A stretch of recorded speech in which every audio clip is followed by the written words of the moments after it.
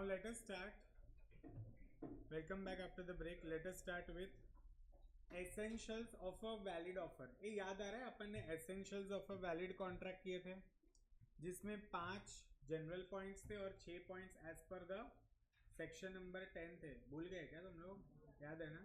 तो वैसे ही अभी अपन क्या कर रहे हैं, essentials of a valid offer.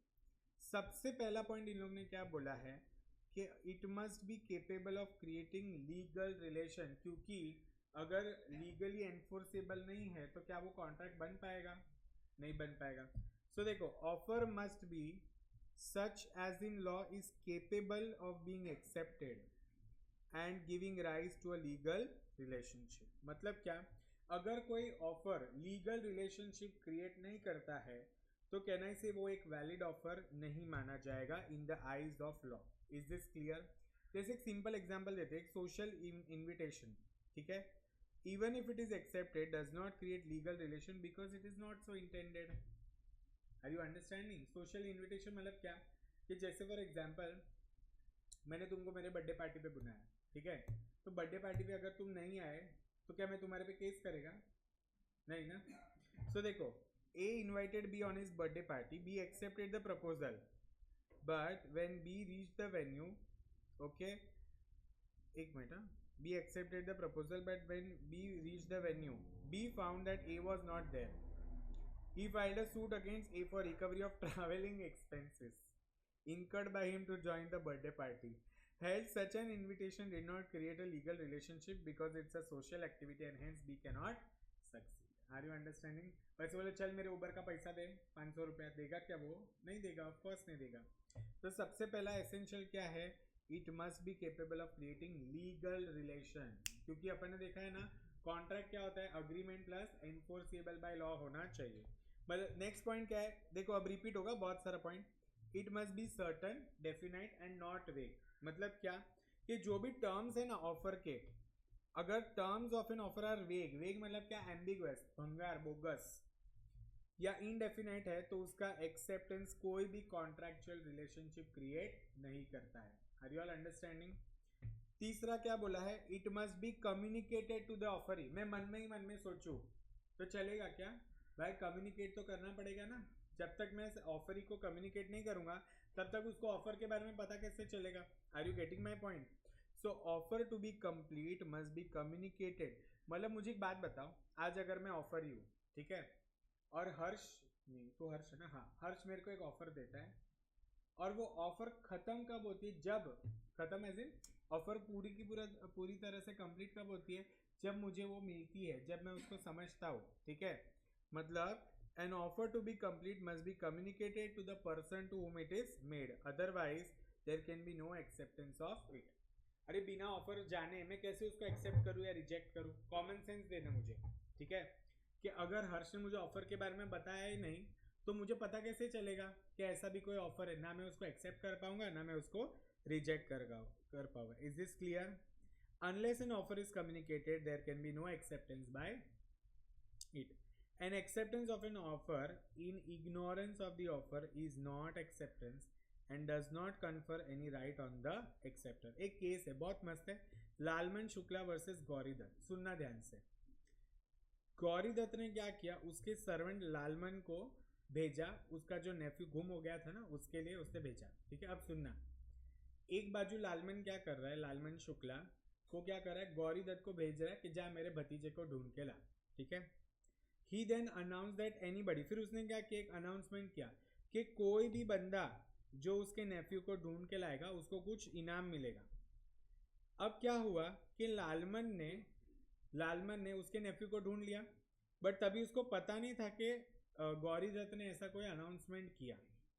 ठीक है, मतलब क्या गौरी दत्त ने ऐसा कम्युनिकेट किया था क्या लालमन को? किया था? नहीं किया था.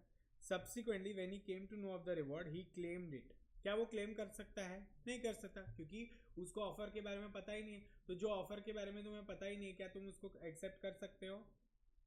ही was not entitled to the reward as he did not know the offer. So ये जो है ना, it must be communicated to the offeree, उसका ये इंपॉर्टेंट केस लॉ है, लालमन शुक्ला वर्सेस गौरी दत्त. समझ में आया? पक्का? चौथा पॉइंट क्या बोलता है, it must be made with a view to obtaining assent of the other party. जब भी तुम कोई ऑफर करते हो तो वो उस इंटेंशन से होता है कि सामने वाला उसके ऊपर क्या दे, तुमको अप्रूवल दे। Is this clear? समझ में आया क्या? चौथा, it may be conditional. A normally तो अपन ने क्या देखा है, there must be an unconditional promise, ठीक है, बट वो अलग है, वो नेगोशिएबल इंस्ट्रूमेंट है। ये तो कॉन्ट्रैक्ट है, तो कॉन्ट्रैक्ट कैन बी कंडीशनल, मतलब क्या, उसके कोई टर्म्स एंड कंडीशंस हो सकते हैं, ठीक है। Next, offer should not contain a term the non compliance of which would amount to acceptance. मतलब ऐसा नहीं होता कि अगर तुमने कोई जवाब नहीं दिया तो मैं हाँ मान लूंगा, ऐसा थोड़ी होता है। जैसे हर्ष एक लड़की को प्रपोज करता है, ठीक है, विल यू मैरी मी, और बाद में बोलता है अगर तूने कुछ भी जवाब नहीं दिया तो मैं हाँ मान लूंगा। ऐसे होता है क्या? नहीं ना। सो क्या बोला है, ऑफर में ऐसा कोई भी टर्म नहीं होना चाहिए कि अगर तुमने मेरी ऑफर को एक्सेप्ट नहीं किया तो ऑटोमेटिकली वो एक्सेप्टेंस मान लिया जाएगा। Thus, one cannot say that if acceptance is not communicated by a certain time, the offer would be considered as accepted. Is this clear? Suppose वो उसको बोलता है मैं तुझे बस 24 घंटे का वक्त दे रहा हूँ, अगर तूने मुझे हाँ या ना नहीं बोला तो मैं मान लूंगा कि तेरी हाँ है। Are you getting my point? ऐसा नहीं करते हर्ष, ठीक है। नेक्स्ट क्या बोला है, ऑफर में भी आइदर स्पेसिफिक और जनरल। अभी अपन ने देखा ऑफर स्पेसिफिक भी हो सकती है और जनरल भी हो सकती है। इट में बी एक्सप्रेस्ड और इम्प्लाइड। ए एक्सप्रेस मतलब उसमें वर्ड्स या बोलते हैं ना राइटिंग्स होता है कुछ ना कुछ। Implied is by conduct. Is this clear? 9 point क्या बोला, ध्यान से सुनना। Offer is different from a मियर statement of intention. मेरी इच्छा है कि मुझे पेरिस जाना है, ऐसा मैं आदित्य को बोलता हूँ। उसका मतलब ये थोड़ी कि मैं आदित्य को बोला चल मैं तुझे पेरिस लेके जा रहा हूँ। अच्छा, सपोज ऐसा मैं बोलता हूँ आदित्य मेरी इच्छा है कि हम पेरिस घूमने जाए, तो ये भी कोई ऑफर नहीं हुआ, ये तो एक क्या हुआ, सिर्फ इंटेंशन हो, इच्छा है। Invitation to offer. ये मुझे एक बात बताओ, वो जो दुकान के बाहर सारा लगाया हुआ है बोर्ड है, सेल है, फ्लैट 50% वगैरह, वो क्या ऑफर थोड़ी है? बराबर, जिसको तुमने एक्सेप्ट कर दिया तो उसको जबरदस्ती देना पड़ेगा क्या?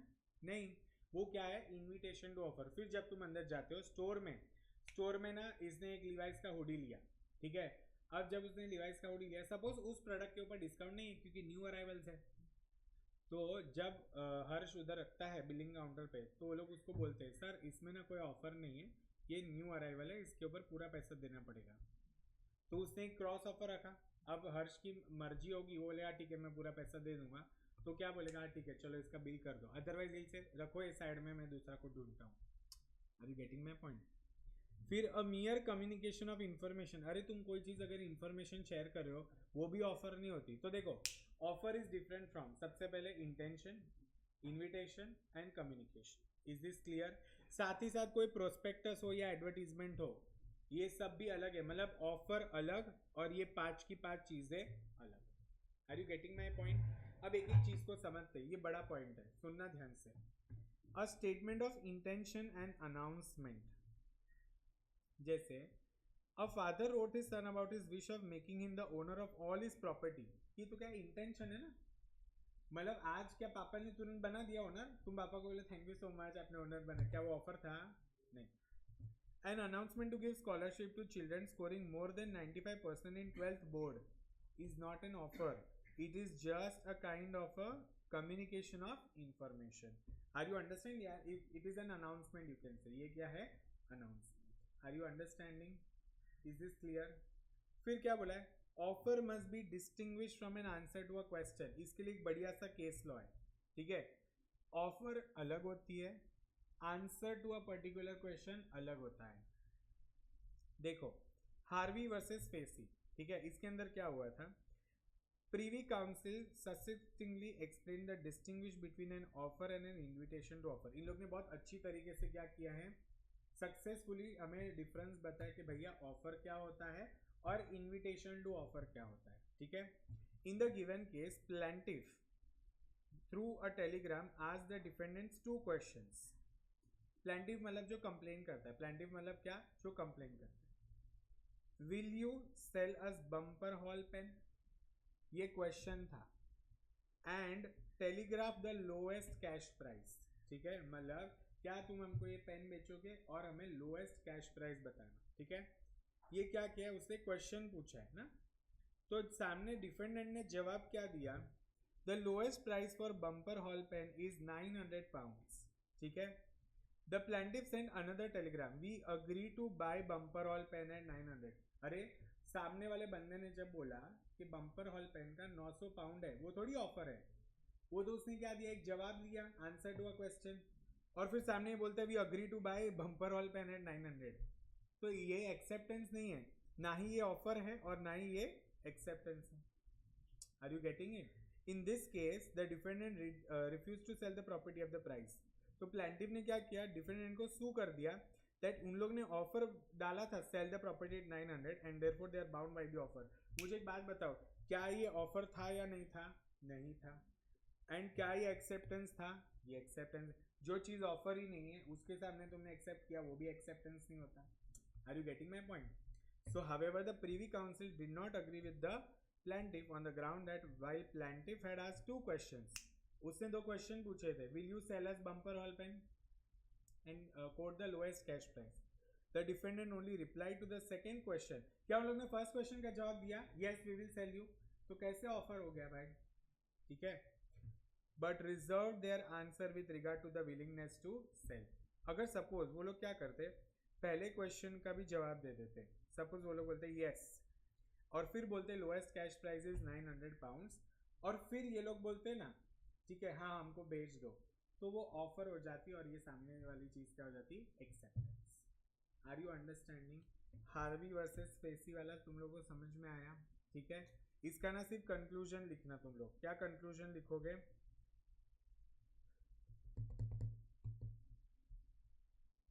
देखो क्या बोला है, their lordship held that mere statement, देखो यहाँ पर mere statement of lowest price at which vendor would sell contain no implied contract to sell to the person who had inquired about the price.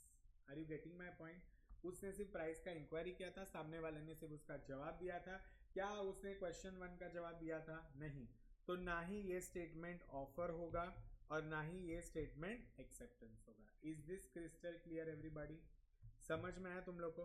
अब एक और case law है, that is मैकफेरसन and अपन्ना, ठीक है, अपन्ना and मैकफेरसन। यहाँ पर क्या बोला है, where the owner of the property had said that he would not accept, क्या बोला है, he would not accept less than 6,000 pounds for it।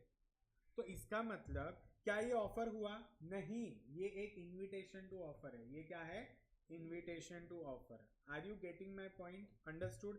With this I would like you to go and understand what is offer and invitation to offer. सीधा ये distinguish between से समझो तो तुम लोग को समझ में आए। ऑफर मतलब क्या होता है? Offer is the final expression, बोलो, offer is the of willingness by the offerer to be bound by the offer should the other party chooses to accept। मतलब क्या, जैसे फॉर एग्जाम्पल मैं ध्रुव को बोलता हूँ, ठीक है, that I will sell you my iPad, ठीक है, फॉर ₹30,000। तो मैंने उसको ऑफर दिया, अगर ध्रुव हाँ बोलता है तो उसने एक्सेप्ट किया, फिर कहने से मुझे उसको 30,000 में बेचना पड़ेगा ना, फिर मैं प्राइस चेंज नहीं कर सकता। Are you getting my point? So offer का मतलब क्या होता है? एक फाइनल एक्सप्रेशन होता है। क्या होता है? बट सिर्फ अगर मैं ऐसा बोलूँ, मैं सोच रहा हूँ मेरा आईपैड बेचने के लिए, मैंने क्या बोला, मैं सोच रहा हूँ मेरा आईपैड बेचने के लिए, और फिर ध्रुव आता है मेरे पास, सर मुझे आपका आईपैड खरीदना है, ठीक है, आप कितने में बेचोगे? तो यहाँ पर ध्रुव ने ऑफर डाली है, और फिर अगर मैं बोलता हूँ कि मैं इसको बेचूंगा 30,000 में, तो ध्रुव के लिए वो क्या हो जाएगा? क्रॉस ऑफर हो जाएगा। Are you understanding? फिर अगर वो एक्सेप्ट करता है, वो बोलता है नहीं सर मैं 30,000 नहीं 25,000 होगा, मैं बोला चल मैं तुझे नहीं बेचूंगा, तो ट्रांजैक्शन ओवर ना। वापस से सुन सत्यम, जब मैं बोल रहा हूँ कि मुझे मेरा आईपैड बेचना है, तो ये ऑफर नहीं है, ये इन्विटेशन टू ऑफर है। Are you getting it? जब मैं स्पेसिफिकली ध्रुव को बोलता हूँ, ध्रुव मुझे ना मेरा आईपैड तुझको बेचना है फॉर 30,000, और अगर वो हाँ बोलता है तो that is an offer. Are you getting my point? Is this clear? वो सिंपल एक ही स्टोर वाला एग्जांपल याद रखने का, बार मैनिक्विन्स वगैरह सेल वगैरह, हम जाते हैं स्टोर में, हम एक कपड़ा सिलेक्ट करते हैं और बिलिंग काउंटर पे जाते हैं, तो वहाँ हम उसको ऑफर दे रहे हैं, बराबर। वो एक्सेप्ट करेगा तो ठीक, वो एक्सेप्ट नहीं करेगा तो भी ठीक। Are you getting it? अगर उसने एक्सेप्ट कर लिया, बिल बना दिया, तो उसने ऑफर को एक्सेप्ट किया है, एंड बाद में तुम क्या देते हो? पेमेंट कर देते हो। Is this clear everyone? So देखो, इनविटेशन मतलब क्या होता है? Where a party without expressing his final willingness. क्या यहाँ पर उसने अपनी फाइनल विलिंगनेस को एक्सप्रेस किया? नहीं। proposes certain terms on which he is willing to negotiate but does not make an offer, but only invites the other party to make an offer on those terms. Are you getting my point? ठीक है। Next, intention of the party. मुझे एक बात बताओ, can I से intention जो statement बना, जो पार्टी स्टेटमेंट को बनाता है, if a person who makes the statement has intention to be bound by it as soon as the other accept he is making an offer. मतलब देखो, मैंने ध्रुव को ऑफर दिया, मुझे मेरा आईपैड बेचना है 30,000 में। जैसे ध्रुव ने हाँ बोला तो हम दोनों के बीच में कॉन्ट्रैक्ट हो गया। हुआ क्या? नहीं हुआ। बट इन्विटेशन टू ऑफर में कैसे हुआ? मैंने सिर्फ ऐसे बोला ना कि मुझे मेरा आईपैड बेचने का है, तो जब तक ध्रुव आएगा नहीं मेरे पास कि सर मुझे आपका आईपैड खरीदना है 30,000 में, जो कुछ भी प्राइस में, क्या तब तक वो ऑफर में मैं बाउंड हुआ? क्या नहीं। फिर जब मैं बोलूँगा हाँ हाँ चल चलेगा, तब जाके वो ऑफर होता है। Are you understanding? तो देखो एक स्टेप देखो, ध्यान से सुनो। स्टेप्स क्या होता है? सबसे पहले होता है इनविटेशन टू ऑफर, ठीक है। उसके बाद क्या होता है? ऑफर। एंड उसके बाद क्या होता है? Acceptance. Are you understanding guys? पक्का समझ में आ रहा है? चलो, if a person is intention of negotiating on terms it is called as invitation to offer. मतलब जहाँ पर नेगोशिएशन के लिए ओपन हूँ मैं, तो उसको क्या बोलते हैं? Invitation to offer. सीक्वेंस क्या होता है? An offer can not be an act precedent to invitation of offer. हमेशा सबसे पहले क्या आता है? इन्विटेशन टू ऑफर आता है, फिर क्या आता है? ऑफर आता है, बराबर। अब देखो यहाँ पर क्या बोला? Invitation to offer is always an act precedent to. Is this clear? Understood? Offer can be made by act. अगर एक्ट कर रहे हो तो एक्सप्रेस, एक्ट में एक्सप्रेस और इम्प्लाइड आता है। वर्ड्स है तो रिटर्न ओरल भी होता है। अच्छा, ये जो वर्ड्स है ना, इसको एक्सप्रेस भी बोलते हैं। क्या बोलते हैं? एक्सप्रेस ऑफर, ठीक है। एंड एब्सटिनेंस किस चीज का होता है? मतलब रोकना, किसी काम को करने के लिए ऑफर डालना और किसी काम को ना करने के लिए। कैन आई से this is a positive and this is negative? समझ में आया तुम लोग को गाइस? पक्का? ओके, तो ये वाला पार्ट अपना हो चुका है। हाँ,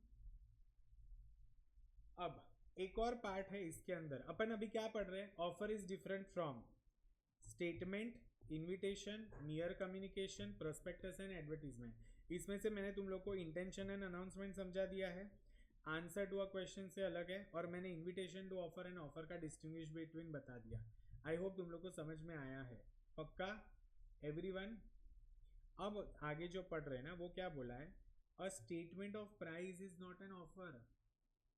मुझे एक बात बताओ कि जहां पर सिर्फ लिखा हुआ है, मेंशन किया है, जैसे देखो ना, ये आईपैड है, ठीक है। ये आईपैड एप्पल के शोरूम में था। उधर साइड में ना उन लोगों ने क्या लिखा था? इसका भाव लिखा था, ठीक है। सपोज 90,000 इसका भाव लिखा था। तो स्टेटमेंट ऑफ प्राइस क्या ऑफर हुआ क्या? मतलब क्या एप्पल ने मुझे ऑफर दे दिया और मैंने एक्सेप्ट कर लिया? नहीं। मैं उधर उनको बोलूंगा भाई मुझे आईपैड खरीदना है, तो पहले मैं ऑफर दे रहा हूँ, फिर वो लोग क्या करेंगे? उसका एक्सेप्टेंस देंगे। इसमें भी वो सेम रिफर केस आ सकता है, Harvey versus Facey. So quotation और quoting the price of a product does not constitute it as. सिर्फ प्राइस कोट करना क्या ऑफर होता है?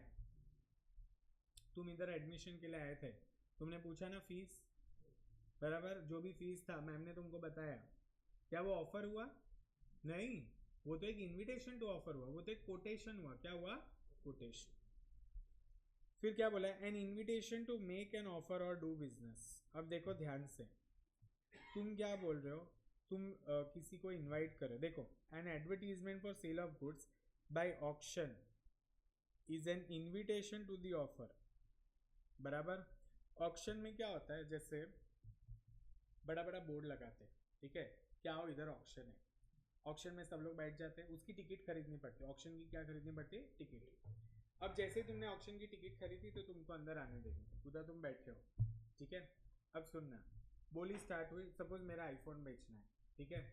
अब आईफोन बेचने की बोली स्टार्ट हुई, suppose let's take for example 1 lakh रुपए से, ठीक है। 1 लाख रुपए से बोली स्टार्ट हुई, क्योंकि मैं यूज़ कर रहा हूँ ना, तो इसमें गुडविल बढ़ गया है, ठीक है। सो 1 लाख से बोली स्टार्ट हुई। फिर हर्ष बोलता है 1,10,000। आदित्य बोलता है 1,20,000, सोहम बोलता है 1,50,000, ध्रुव बोलता है 2,00,000 रुपया। अब अगर ऐसे धीरे धीरे करके बोली तो जब तुम लोग अपने अमाउंट्स बता रहे हो ना, तुम मुझे ऑफर दे रहे हो, तुम क्या कर रहे हो मुझे, अब मेरे ऊपर है कि मैं उसको एक्सेप्ट करूँ या ना करूँ। Are you getting my point? So देखो, इन्विटेशन टू मेक ऑफर और do business is not an offer. Are you getting my point? जब ऑप्शन का टिकट तुम लोग ने खरीदा तो क्या तुमने ऑफर दे दी क्या? नहीं ना। So in case of invitation to make an offer, the person making the invitation does not make an offer. मतलब जो भी ऑप्शनर रहता है, अगर वो इन्वाइट करता है तो क्या उसने ऑफर दिया तुमको? नहीं। He rather invites the other party to make an offer. हम लोग सब ऑप्शन में गए, तुम लोग सब ऑप्शन में आए ना। जैसे सपोज मैंने ऑप्शन अनाउंस किया मेरे आईफोन का, तो मैंने तुमको क्या दिया? इन्विटेशन। तुम आए, बैठे, उसके बाद तुम बोली लगा रहे हो। तो जब तुम बोली लगाओगे ना, तब तुम मुझे ऑफर दे रहे हो।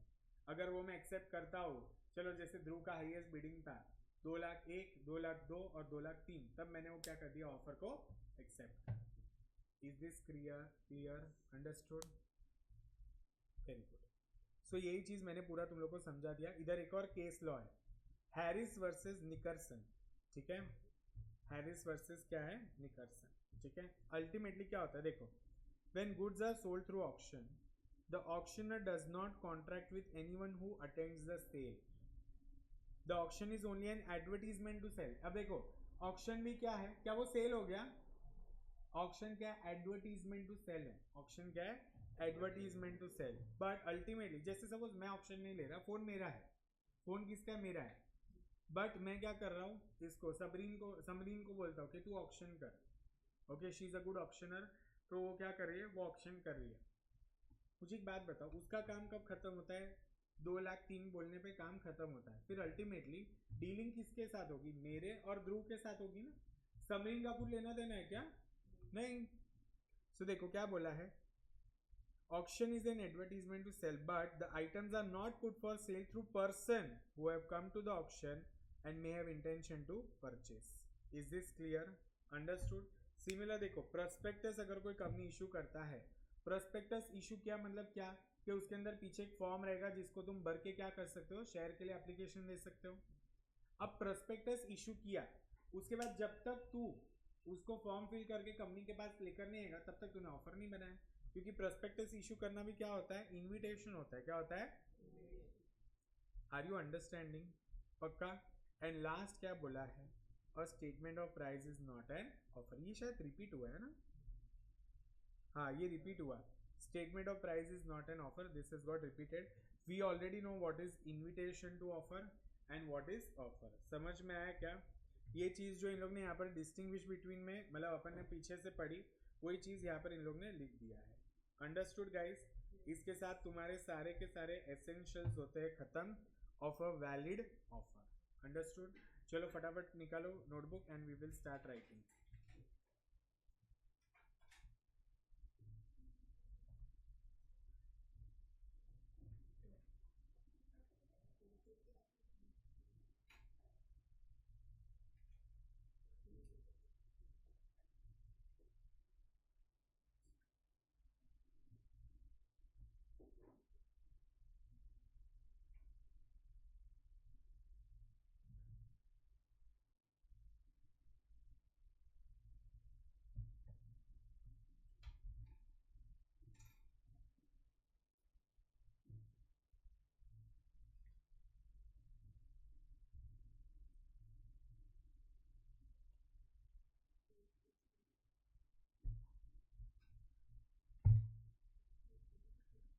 चलो हेडिंग दे दिया तुम लोगों ने,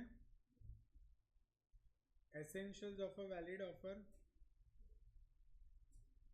अब उसके अंदर लिखो पॉइंट नंबर 1। हाँ बोलना सत्यम। अरे बोल। हाँ, यस यस। सी, एग्जाम में तो केस लॉ का सिर्फ नाम लिखना है, अगर याद आएगा तो। मैं यहाँ पर इसलिए पूरा लिखवा रहा हूँ क्योंकि वो लोग क्या करते हैं, जब वो केस बेस्ड वाला क्वेश्चन होता है ना, तो हाई चांसेस होते हैं कि वो लोग ये केस लॉ के रिलेटेड ही कुछ क्वेश्चन बनाते हैं। जैसे देखो कार्बोलिक कंपनी वाला जो था, कार्ली वर्सेस कार्बोलिक, तो लोग उसके रिलेटेड एक नया नाम यूज करके स्टोरी बनाएंगे।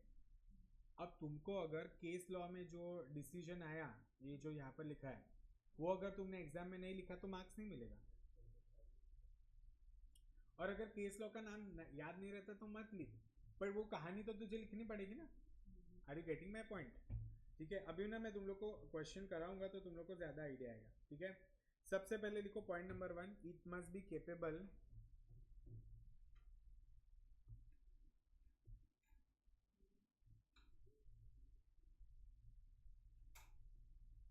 जितना हाईलाइट किया ना पॉइंट 1 और 2 में उतना लिखो।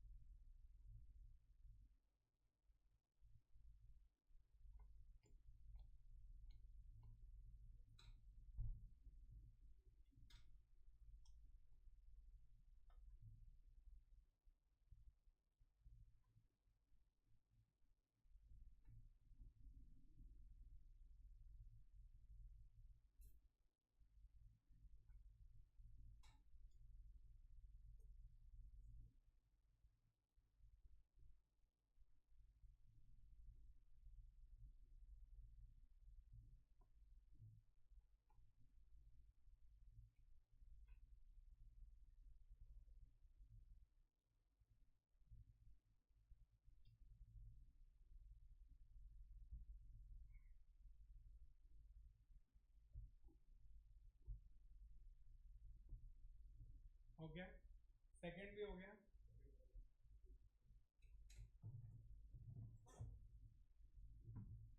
पहला पॉइंट लिखा ना तुम लोगों ने?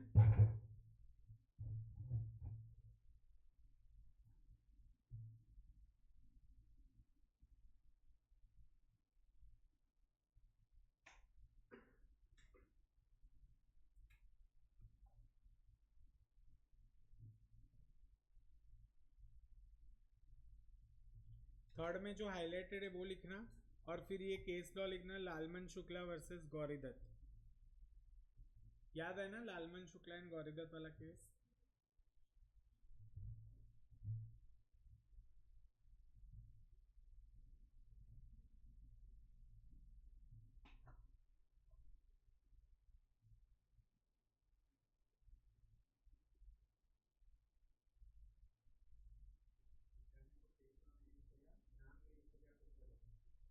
अभी मैं क्वेश्चन करवाना हूँ, तुम लोग को समझ में आएगा।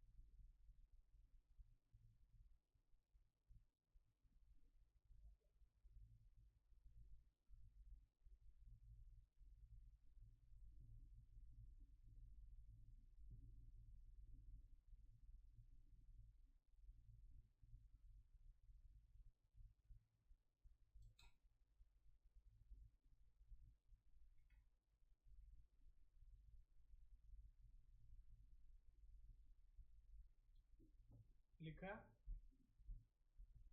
हो गया।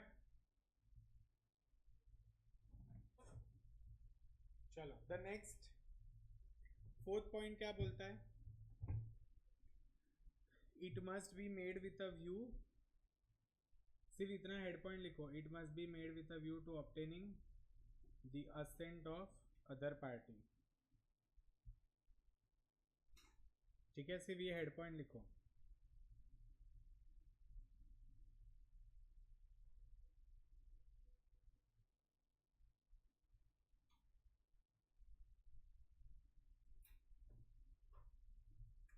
हो गया फोर्थ पॉइंट। थकान हो रही है ना ये वाले एक्ट में, क्या आज तुम ऐसे ही थकेले हो? चलो ये हो गया। फिफ्थ पॉइंट लिखो, इट मे बी कंडीशनल, जो हाईलाइट किया उतना लिखो।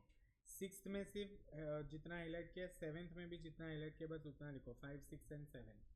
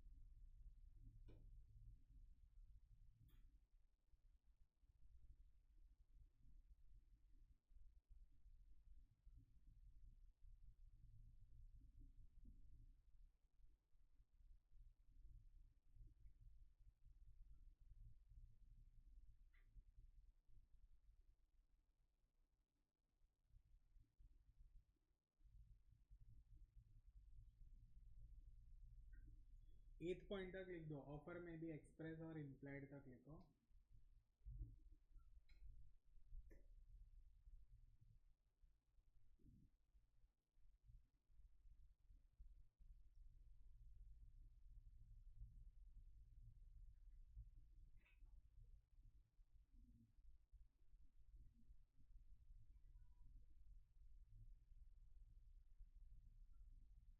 सिक्स पॉइंट हो गया। हाँ गाइस,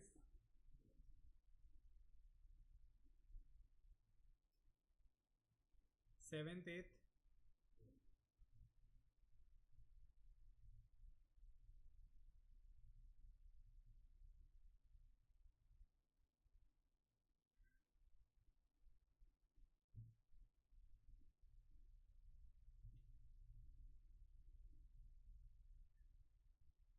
नाइन्थ का भी पहले ना बोल्ड वाला जो है वो लिख दो, उसके बाद मैं बताता हूँ।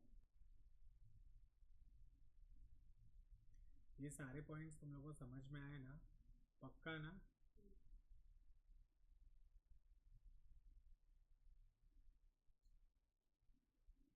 समरीन क्लियर है? कुछ डाउट है? पढ़ती है तो घर जाके? और कायनात तो कुछ नहीं पढ़ते होगे? पढ़ती है क्या कभी कभी? तू लेट क्यों आती है रोज? किधर है तेरा कॉलेज? तो उधर से इधर आने को टाइम लगता है? कितने बजे छूटती है? अच्छा,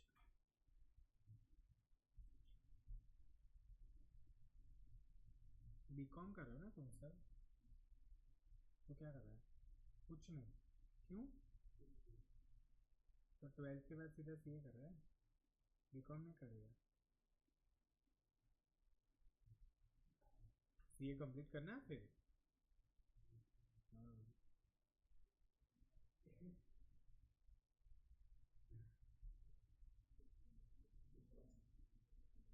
ऐसा कोई पूछता नहीं है सीए होने के बाद कि बीकॉम हो या नहीं हो।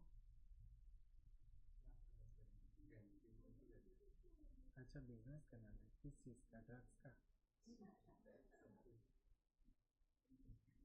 चलो 9th पॉइंट लिखो. Offer is different from invitation, mere statement of intention. Invitation to offer, mere communication, ये लिख दिया तुम लोगों ने. ओके. उसके अंदर ना अभी ये सिर्फ पॉइंट नंबर 1 लिखो, statement of intention announcement. Second में ये पॉइंट लिख के फिर मैं तुम लोग को हार्वी वाला केस बताता हूँ. ठीक है. और फिर ये केस लॉ नाम लिखना. इसका पूरा केस नहीं लिखना है, मैं सिर्फ जजमेंट बताऊंगा वही लिखना, क्योंकि इतना बड़ा केस लॉ लिखने जाओगे. अब तुमको भी पता है उसने 2 क्वेश्चन पूछे थे. ठीक है.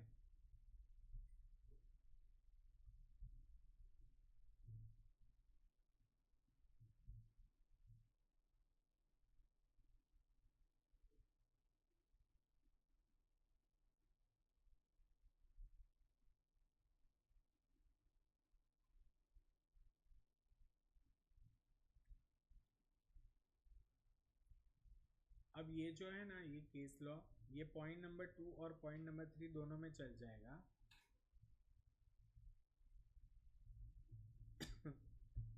ये लिखा तुम लोग ने.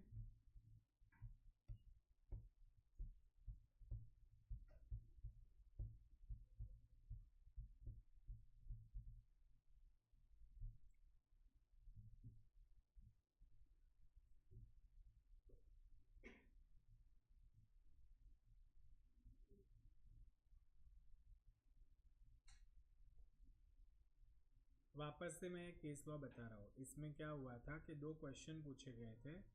एक था will you sell us Bumper Hall Pen और दूसरा था give us the lowest cash price. तो रिप्लाई में क्या किया कि the lowest cash price is 900 pounds. ठीक है.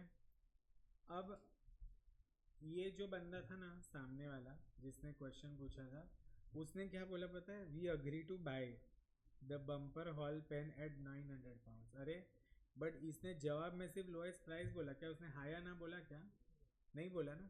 तो क्या जबरदस्ती है? नहीं. So this is just an answer to the question. Is this an offer? No. So when he is saying we agree to buy the Bumper Hall Pen, this is offer. ये क्या है? ऑफर है.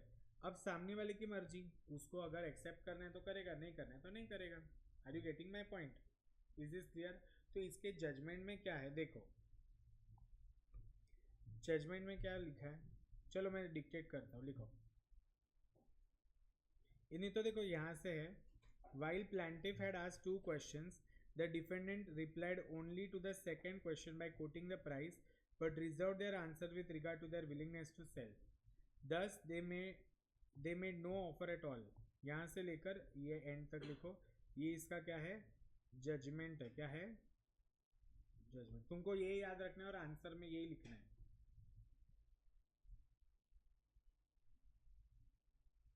उसके बाद ये same decision इसमें भी था. मैकफेरसन एंड अपन्ना, ये दोनों केस लॉ लिख के रखो.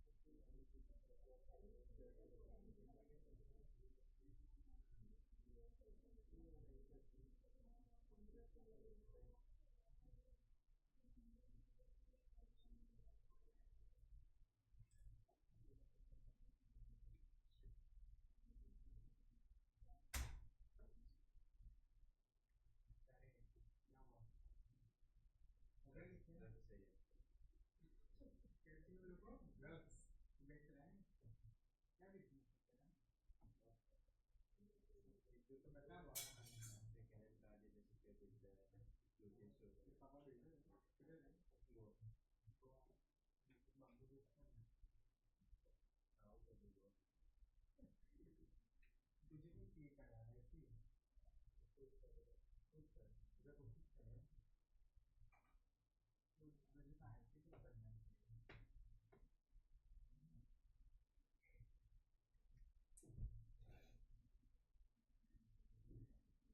अच्छा, इतना बिजनेस मेरे पापा का होता है जो पढ़ा ही नहीं सकता है ना आगे। और क्या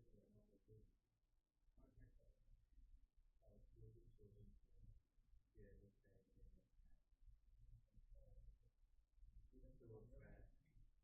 तो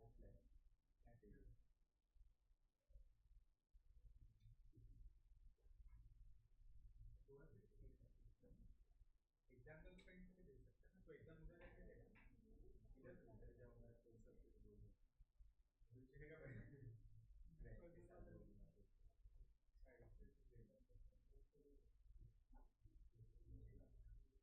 हाँ ये लिखो, मैकफियर्सन एंड अपन्ना। चलो फिश तो बहुत खाता हूँ ना गोवा में, गोवा के लोग फिश बहुत खाते हैं। तेरे से तो फ्रेंड्स के साथ रहता है तो अकेला खाना वाना रोज आता है, बीमार नहीं है फिर भी।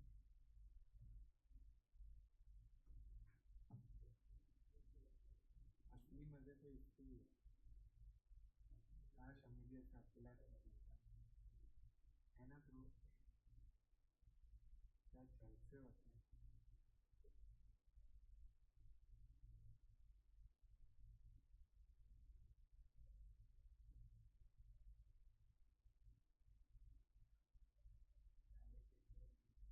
क्या मेरा प्राइवेट जेट लेके जाएगा क्या? अच्छा कभी लेके जा रहा है? सर मेरा प्राइवेट जेट यूएस है, दीदी लेकर के गई। मेरा प्राइवेट यार है, नहीं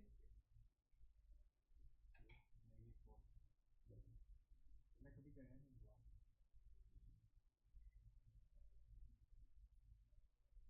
मुझे ऐसा लगता है कि बीचेस भी देखना है तो गोवा जाके क्या करना है, मुंबई में बहुत सारे बीचेस है। ये तो तुम्हारी बैठना हुआ था ना, मैं गलती से बीचेस बोल गया था, बीचेस के वजह से।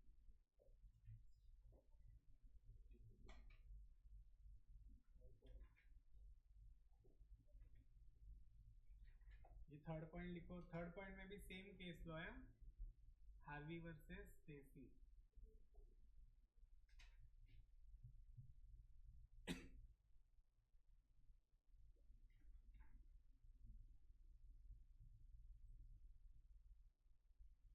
बोलेगी कितना लिखाते हो सर आप, है ना बेन?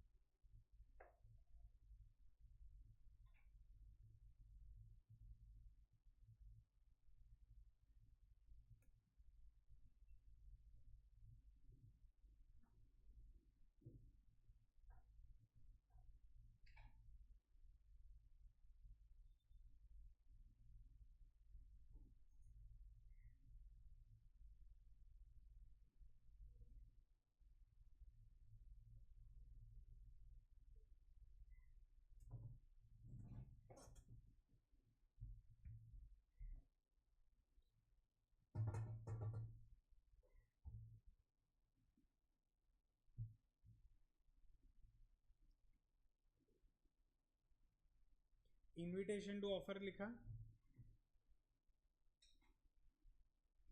उसमें ऐसा लिखना, the person making the invitation does not make an offer, rather invites the other party to make an offer. Is this clear?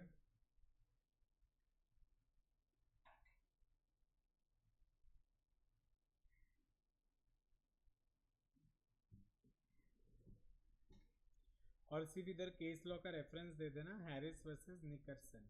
वो पूरा केस लॉ नहीं लिखूंगा, वो सेम टू सेम है।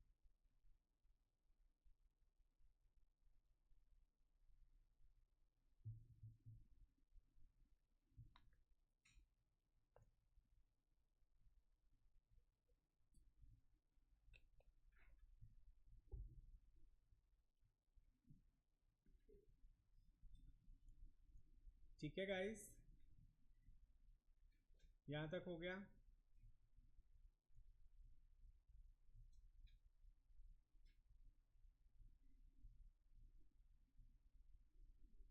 Can I just change this, yes और no? अच्छा बाकी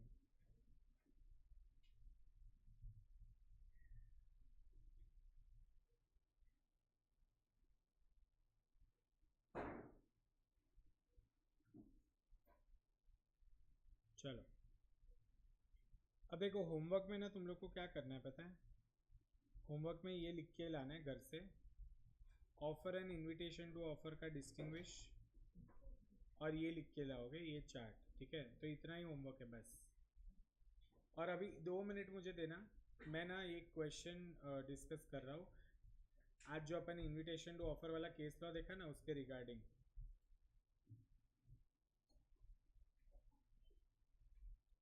सी can you see this Shambhu Dayal, इसका आंसर तुम होमवर्क में लिख के आओगे। तो 2 चीज होमवर्क में दी है, मैं हमेशा 2 से ज्यादा कुछ नहीं देता हूँ। ठीक है, सो क्वेश्चन देखो, Shambhu Dayal started self service system in A shop. दुकान में कौन सा सिस्टम है? Self service. श्रीमती नहीं, श्रीमत क्या कैसे SMT श्रीमती नो, हाँ, श्रीमती प्रकाश entered the shop, took a basket, and after taking articles of her choice, हाँ श्रीमती है her choice, into the basket, reached the cashier for payment. The cashier refused to accept the price. Can Shambhu Dayal be compelled to sell the said articles to Srimati Prakash? Decide as per the provisions of the Indian Contract Act. मुझे एक बात बताओ, क्या उसको जबरदस्ती बेचना पड़ेगा? क्यों? हाँ, मतलब जब इसने सेल्फ सर्विस सिस्टम यहाँ पर रखा है तो ये क्या है? इनविटेशन टू ऑफर है। क्या है? वेयर एज जब ये इधर पहुंच गई, ठीक है, बास्केट लेकर कैशियर तक, तो उसने क्या दिए है, और ये रिफ्यूज कर सकता है ना, यस और नो? तो उसने एक्सेप्ट किया कि नहीं किया? नहीं किया। Is this clear? अब देखो ये तो तुम्हारा क्वेश्चन, इसको लिखने का कैसे है? See this is very very important. तो तुम लोग अगर वो जो डिस्टिंग्विश बिटवीन वाला टेबल है ना वो याद रखोगे तो आएगा। Offer should be distinguish from an invitation to offer. देखो, an offer is final expression. Offer क्या होता है? ऑफ विलिंगनेस, बराबर। Where a party without expressing is final willingness, वो क्या होता है? Invitation to offer. मतलब कहने से ये है ऑफर और ये है invitation to offer. Is this clear? अब देखो द डिस्प्ले, अब ये तो तुमने पहले लिख दिया, डेफिनेशन लिखा, what is offer and what is invitation to offer, समझ में आया? फिर तुम क्या लिखोगे? The display of articles with a price in it in a self service shop is nearly an invitation to offer. It is in no sense an offer for sale, the acceptance of which constitutes a contract.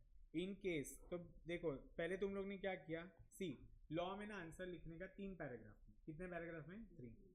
ये first paragraph, यहाँ पर तुम लोग ने क्या लिखा? Provision, मतलब कानून में क्या लिखा है, ठीक है। दूसरे पैराग्राफ में तुम क्या लिख रहे हो?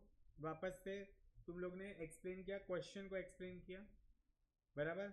एंड तुम लोग ने क्या बताया? फैक्ट्स बताया। क्या बताया? फैक्ट्स, ठीक है।